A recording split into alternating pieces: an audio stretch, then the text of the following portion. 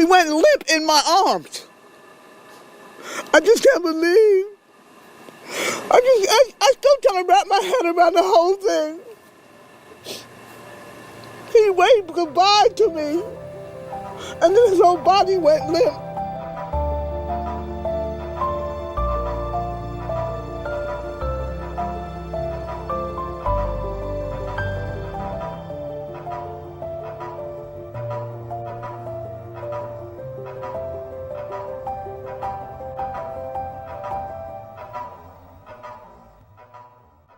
Hello, and welcome back to the Invisible Force podcast. This podcast series is built around exploring MRI incidents and accidents that often get described incorrectly in your local news or in online stories as being freak accidents. Our entire first season is dedicated to an accident you likely heard about in the news, a man who died in a horrific MRI accident out on Long Island, New York, just a few months ago in July of 2025. Before we pick up our story from the prior episode, however, this is a great time to reintroduce you to our co-hosts for the podcast. I'm John Posh, an MRI technologist, MRI educator, MRI safety auditor, and longtime advocate for MRI safety practices. And I'm Toby Gilk, certified MR safety officer, MR safety expert, an architect by training and safety consultant by choice, and author of a new MRI safety textbook, the Technologist MRI Safety Handbook. From our last episode, you'll remember that we described the extraordinary steps that were taken to quench the MRI scanner, killing its magnetic field, in order to rescue Mr. Keith McAllister. Then, they stabilized him, loaded him into an ambulance, and took him away to the university hospital that was about 3 miles away. This was early in the evening of Wednesday, July 16th. This episode focuses on the information that was immediately available to the public about the accident and the results that dramatically raised the stakes for all the involved parties. The very first piece of public information about this accident was the AIDED report released by the Nassau County Police Department on their website. According to detectives, officers responded to a 911 call for an AIDED at the Nassau Open MRI located at 1570 Old Country Road. Upon arrival, officers were informed that a male, age 61, entered an unauthorized magnetic resonance imaging room while the scan was in progress. The male victim was wearing a large metallic chain around his neck, causing him to be drawn into the machine, which resulted in a medical episode. The Nassau County Police Department responded to assist the AIDED, where he was transported to a local area hospital. He is listed in critical condition. Initially, a lot was made of the statement from the police that indicated that Mr. McAllister was unauthorized. That aspect made a lot of news stories. He apparently walked into an unauthorized area at Nassau Open MRI in Westbury while a scan was underway. Now, Nassau County Police say a man walked in to assist the patient getting out of the MRI against the discretion of the tech. First, officers were informed that he was unauthorized. Prompts us to ask, informed by who? Once you realize that this statement could reflect the perspectives of a person who has an interest in how you and I, potentially a jury of their peers, understands this accident, it becomes a pretty important question to try and get an answer. Informed by who? Who said he was unauthorized? Let's talk a little bit more about what unauthorized in MRI often means and how this might be some spin on the part of the imaging center to diminish the perception of their responsibility. If we jump into the Wayback Machine and travel all the way back to 2001, just a handful of weeks before the September 11th attacks, there was another horrible, fatal MRI accident, this one at Westchester Medical Center outside of New York City. In that accident, a 6-year-old boy named Michael Colombini was killed when the wrong type of oxygen tank was brought into the MRI room where he was positioned awaiting his MRI scan. For a short while, this story was all over the news, but lost all popular interest after September 11th. The lasting impact of that Colombini accident can be found in an MRI safety document titled The White Paper on MRI Safety, published that year by the American College of Radiology, the ACR. That document has been updated almost a half dozen times since then, changing its name and expanding the content over more than 20 years. One of the most iconic takeaways from those ACR publications is what's called the 4-zone model. Said simply, it's an idea that MRIs have real risks, and the closer you get to the MRI machine, the more screening and supervision you should have. If you follow the ACR 4-zone model, nobody should be in the room just prior to the MRI scanner, what we call zone 3, without having gone through 2 separate forms of screening. A clinical screening to make sure that you don't have any implants or medical devices or leftover bits of shrapnel or projectiles that could be negatively affected by the MRI. And then we add a physical screening to make sure that the person isn't wearing or carrying anything that the MRI scanner would want to grab and pull, or medical devices that they would want to disrupt. And there should be a locked door between where the unscreened people, so zone 2 in the 4-zone model, and areas before the MRI scanner room, zone 3. So we want to separate the unscreened individuals from the screened areas, and we want to separate that with a locked door. If you've seen the 1-minute security camera footage of the incident, it clearly shows Mr. McAllister walking from the MRI control room, zone 3, into the MRI scan room. If the site was following the ACR 4-zone model, the only way Mr. McAllister should have been able to get there would be if he had previously been screened, verbally, visually, and physically. And if he'd been kept outside of the control room area, then he should have been on the other side of a locked door so that he could not let himself into zone 4. For a site that follows the ACR 4-zone model, there are 2 things that should have been true that would have prevented this accident. Number 1, anyone in the control room area would have to be checked and verified so that they were safe to go into the MRI scanner room. And number 2, anybody who wasn't successfully screened for MRI safety should have been locked out of that zone 3 or the control room area. This leads us to 2 possible conclusions. Either Mr. McAllister was incorrectly or inappropriately authorized to be in zone 3, the control spaces, or he was supposed to be kept outside of that locked door, but somehow let himself in. In either case, identifying him as unauthorized is an indication that he wasn't screened, either because the site didn't follow the ACR standard to screen him, or because he barged into the controlled access areas. Information will later come to light that will suggest that it's the first one of those. Beyond the unauthorized label, the other piece of popularly available information was that he was pulled in by a necklace. A rare but just terrifying medical episode inside a Long Island MRI center. Police say that a person wearing a metallic necklace was actually pulled off his feet and then drawn into the magnetic testing machine. Now to a terrifying accident at a Long Island MRI facility. A 61-year-old man was critically injured when a metal necklace pulled him into a running MRI machine. I mean, it was around his neck, so I guess technically it was a necklace. But without giving the context of the type of chain, it feeds all sort of misconceptions. MRI patients across the country who have seen this mischaracterization become petrified when the technologist was unfazed by the fact that they had forgotten to take off their wedding band. If an MRI could kill a man with a necklace, surely it could still do terrible damage with just a ring or a piercing, right? So the information, at least the initial information, contained a bunch of half-truths. Sounds like it also contained some spin and a number of misinterpretations in the news coverage. This is what many of the news accounts ran with, and the story was so extraordinary that the mistakes just seemed to feed one another as the coverage spread and spread and spread. The results were that these mischaracterizations had all sorts of people citing horribly inaccurate information. There was a whole line of social media comments celebrating the accuracy of the Final Destination movie as if it was some Oscar-winning documentary. The information confirmed so many people's fears. And as long as we're acknowledging the social media monster, we'll return to something that we mentioned in the very first episode in this series, that there was rampant speculation in the stupid side of social media that Mr. McAllister knowingly entered the MRI scanner room with the intent to be able to claim an injury and sue the imaging center. As we said before, but it bears repeating since we're recapping what was said about this accident, there's absolutely nothing that supports these contentions. Similarly, there are people on social media who choose to run into the absurd territory with the unauthorized term, suggesting that Mr. McAllister barged into an area he was otherwise locked out of. Again, these speculations had precisely zero basis in fact.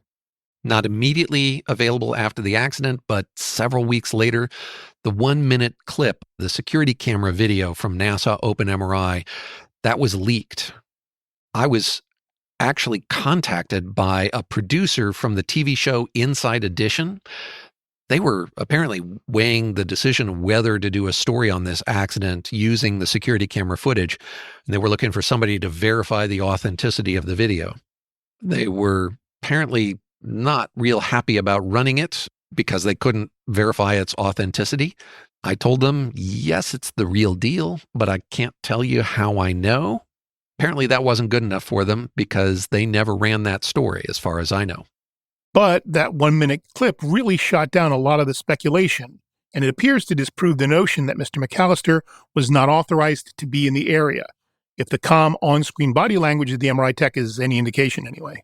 But we're getting ahead of ourselves a little bit with the leaked video, as well as all the additional information we've uncovered since the accident. If we put ourselves back in the timeline, in the last episode, we left you with Mr. McAllister being whisked away in an ambulance to Nassau University Medical Center after having been extricated from the MRI scanner.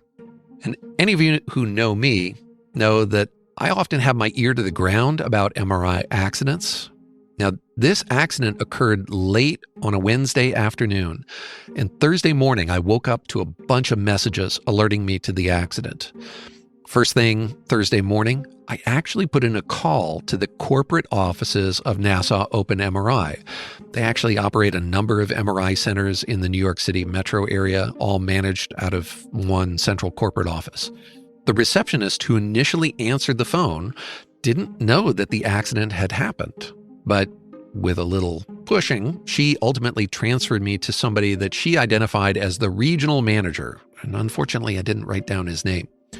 I repeated to him the accident details that had been shared with me, that this was actually being aired on local Long Island TV news stations, and he seemed genuinely shocked and surprised with what I was telling him.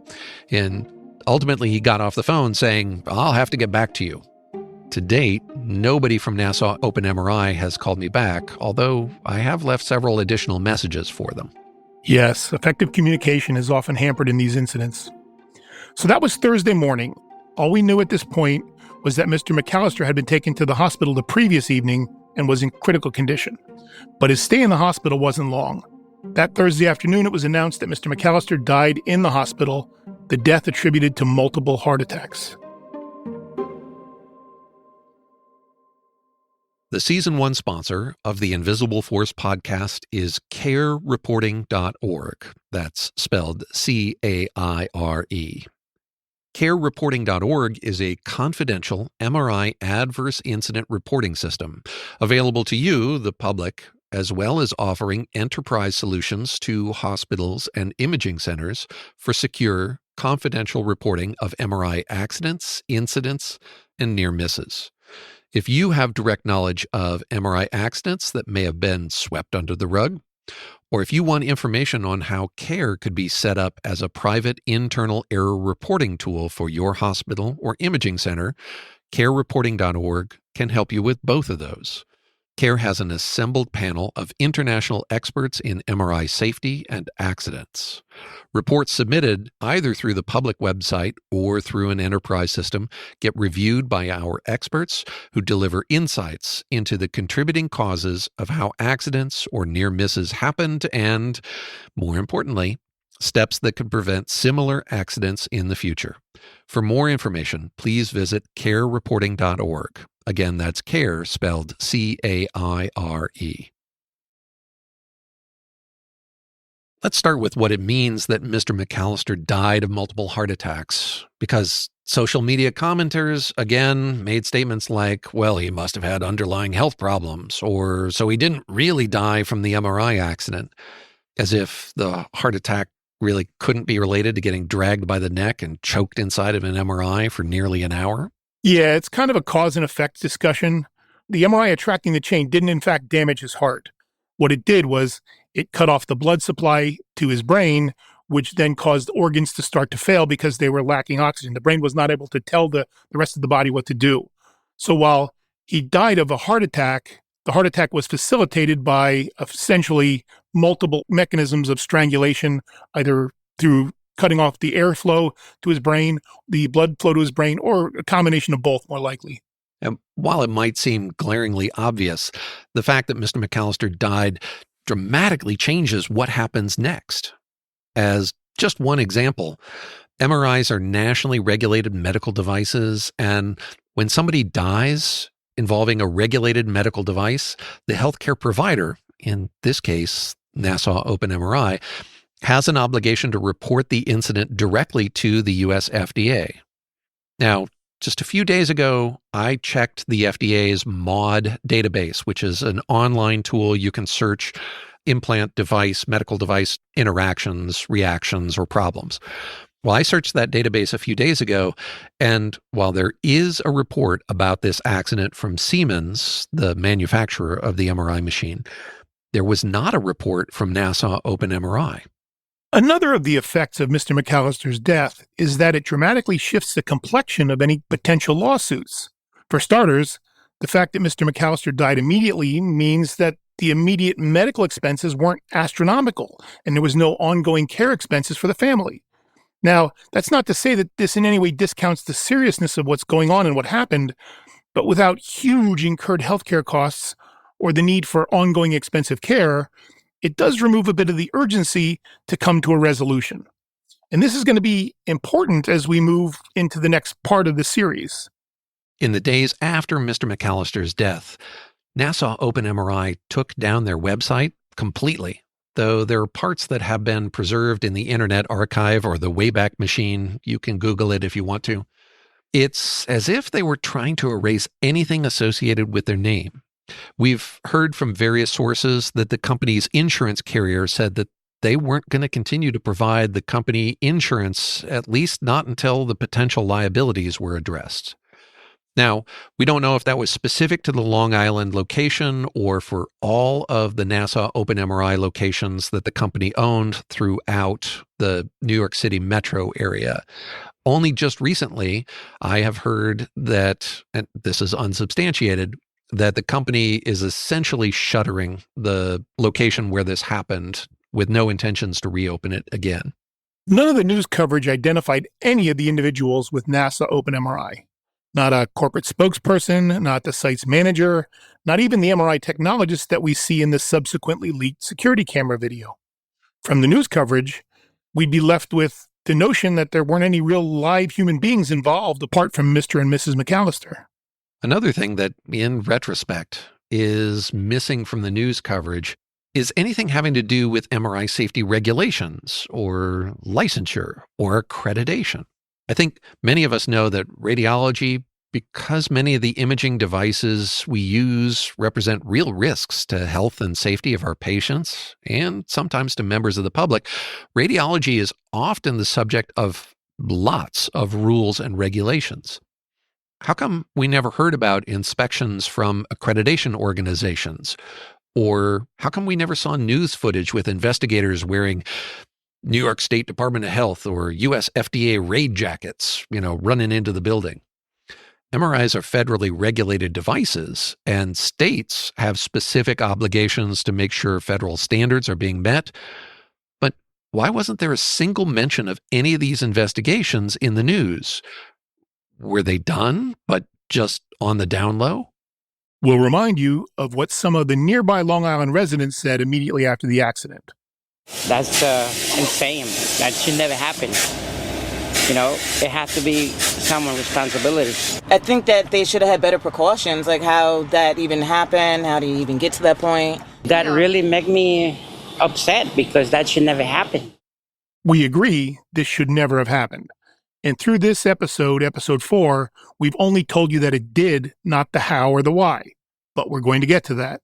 This episode really marks the conclusion of what we call Act 1 of this arc of the Invisible Force podcast, identifying for you what we understand happened during the roughly 24 hours between Mrs. Jones McAllister being taken by her husband for her knee MRI and Mr. McAllister being pronounced dead at the hospital the next day.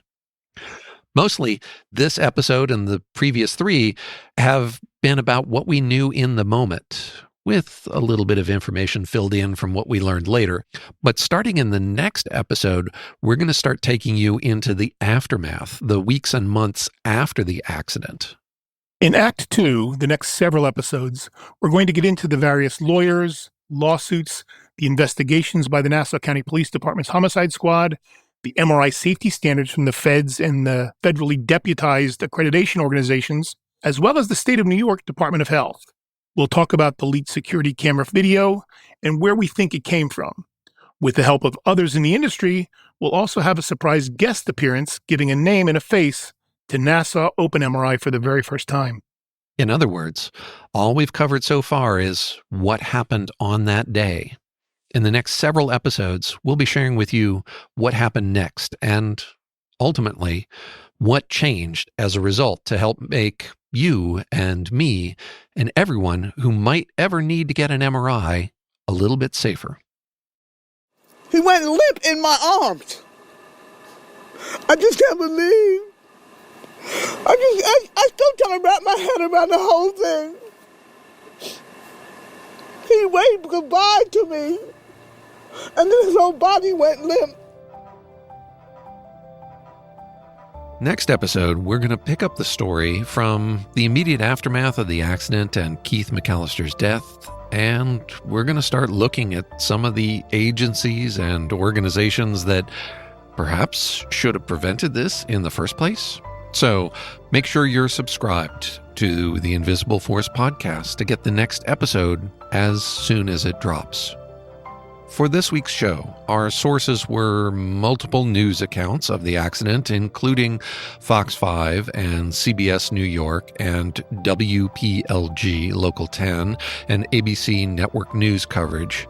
They also include details from the family's GoFundMe page, the Nassau County Police Department's website, the U.S. FDA MAUD database, as well as several confidential listener sources, folks just like you.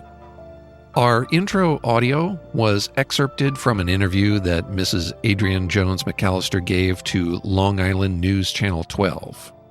If you have any information about this incident or the people involved or details we've been asking about, please reach out to us through our website, invisibleforcepodcast.com. You can find episodes and show notes and a tip line contact page there on the website.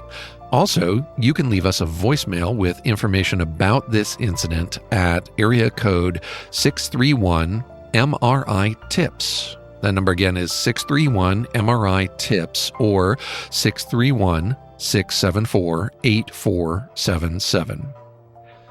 Lastly, we'd like to ask you to make sure to share our podcast with your friends and colleagues. With your help, we'll unravel the mystery of what happened, and as we go forward with this story, with just a little bit of luck and a little bit of help from our listeners, we can help make sure that accidents like this don't ever occur again.